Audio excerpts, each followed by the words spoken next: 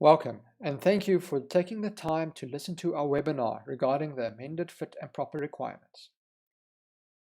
During the first session, we shall give an introduction and a broad outline regarding the new fit and proper requirements. In our follow-up session in the coming weeks, we shall have an in-depth look at each of the requirements, what additional requirements were introduced, and the implementation thereof. To start, we will look at the following. When did the new board notice come into effect? Why a new board notice on fit and proper? During the sessions to follow, we shall have an in-depth look at each of the requirements and what new requirements were introduced and how the old requirements have been amended. On 15 December 2017, the Financial Service Board, now known as the Financial Sector Conduct Authority, published the revised fit and proper requirements under Board Notice 194 of 2017. The new fit and proper requirements come into force on 1 April 2018, save for certain sections, which effective dates are at a later stage as stipulated in the determination. So why a new board notice of fit and proper? Firstly, to create one document which includes the current fit and proper requirements. Second, the introduction of the concept of execution of sales, which has an impact on the competence requirements of persons only performing marketing functions with certain specific requirements. Thirdly, introduction of, amongst others, additional requirements in respect of the following: implementation of continuous professional development, additional competence requirements, product and class of business training, financial soundness requirements on Cat 1 and juristic representatives, early warning requirements, and new product definitions. The board notice consists of 7 chapters and an annexure. Chapter 1, Interpretation, Purpose, and Application of the Determination. Chapter 2, Honesty, Integrity, and Good Standing. Chapter 3, Competence Requirements. Chapter 4, Continuous Professional Development. Chapter 5, Operational Ability. Chapter 6, Financial Soundness, followed by Chapter 7, which has miscellaneous information. The new board notice introduces 6 new product definitions and thus new product categories, namely participatory interest in a hedge fund, structured deposit, long-term insurance subcategory B1A and B2A, personal lines A1, and hedge fund collective investments. All products are further divided into Tier 1 and Tier 2 categories. The following diagram sets out the aspects or requirements that make up the fit and proper requirements of an FSP, KI, and REP, namely honesty, integrity, and good standing, competence requirements, CPD, operational ability, and financial soundness.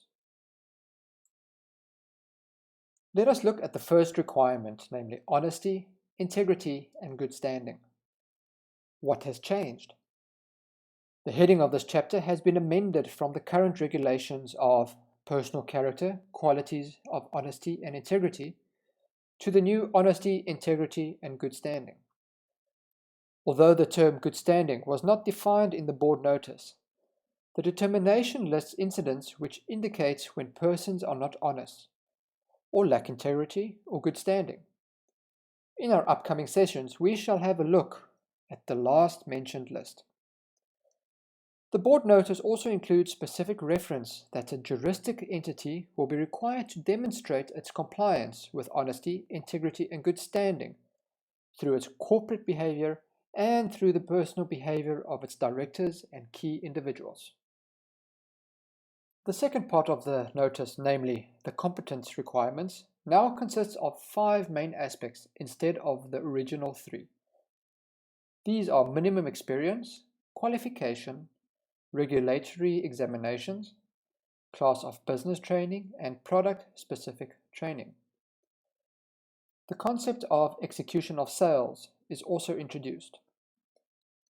Execution of sales means an intermediary service performed by a person on instruction of a client to buy, sell, deal, invest or disinvest in, replace or vary one or more financial products. Certain exemptions to the competency requirements apply to the representatives who perform execution of sales. In the sessions to follow, we shall have an in-depth look with regards to the competence requirements, what has changed and what remained the same.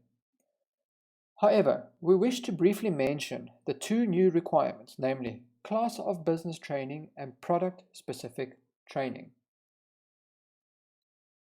Class of business means the respective classes of business set out in Table 1 in Annexure 4 of the board notice. The product categories that an FSP can be licensed for have been divided into 9 classes, each with its own subclass. These are short-term insurance, personal lines, short-term insurance, commercial lines, long-term insurance, pension fund benefits, short-term and long-term deposits, structured deposits, investments, forex investments, and health services benefits. What is class of business training? In short, it is training on the general and special characteristics of the range of financial products within the class. The class of business training are applicable to FSPs, KIs, and reps. There are certain exemptions and transitional provisions applicable to this requirement, which will be discussed in full in our session regarding competence requirements. Product-specific training is training about a particular financial product, including any amendments or changes to that particular financial product. Product-specific training applies to all FSPs and reps, except for a Category 2, Category 2A, or a Category 3 FSP or its representatives. Key individuals of all categories of FSPs are also exempt. An FSP must maintain and update the knowledge and skills that are appropriate for the activities of its key individuals and representatives by complying with minimum CPD requirements. CPDs are mainly aimed at maintaining the required competency to render financial services and assisting service providers to stay up to date with other internal and external conditions in the marketplace and their products. The CPD activities should be accredited and tracked by a professional body.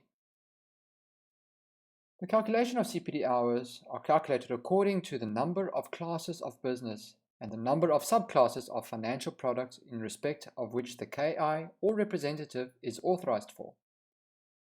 The calculations are divided into categories requiring 6, 12, and 18 hours per year. The planning and recording of CPDs. Each CPD cycle will run for a period of 12 months from the 1st of June of every year up to the 31st May the following year. FSPs must, within 30 days after the expiry of each CPD cycle, record the points for the cycle in the competence register. The new fit and proper requirements recognizes that not all businesses are the same. Therefore, each FSP must implement a framework that is appropriate or proportionate to the nature, scale, risk, and complexity of the business of the FSP. There is a long list of requirements that must be included in such governance framework, with the following being just a few of the policies, plans, and procedures that should be included.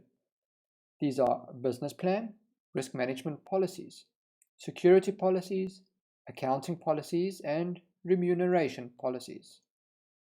The amended fit and proper introduces a definition of automated advice and is defined as the furnishing of advice through an electronic medium that uses algorithms and technology without direct involvement of a natural person. Therefore, there are additional requirements that must be met. As an example, the FSP must show that their staff have the required competency to understand the technology and algorithms used to provide the advice. Such FSPs need to monitor and review the automated advice generated by algorithms and ensure the quality and suitability of the automated advice. A new requirement is introduced to FSPs that outsource some of their functions to other third parties. In simple terms, when an FSP outsources a function, the FSP will be required to ensure that the third party is capable and authorized to perform the functions according to standards. Service level agreements also need to be in place. The amendment also places new requirements regarding the operational ability for representatives juristic representatives, and key individuals. For representatives, it must be shown that they not be insolvent or under liquidation, provisional liquidation, or business rescue. Further, remuneration of fees paid to representatives must be shown to promote fair treatment to customers.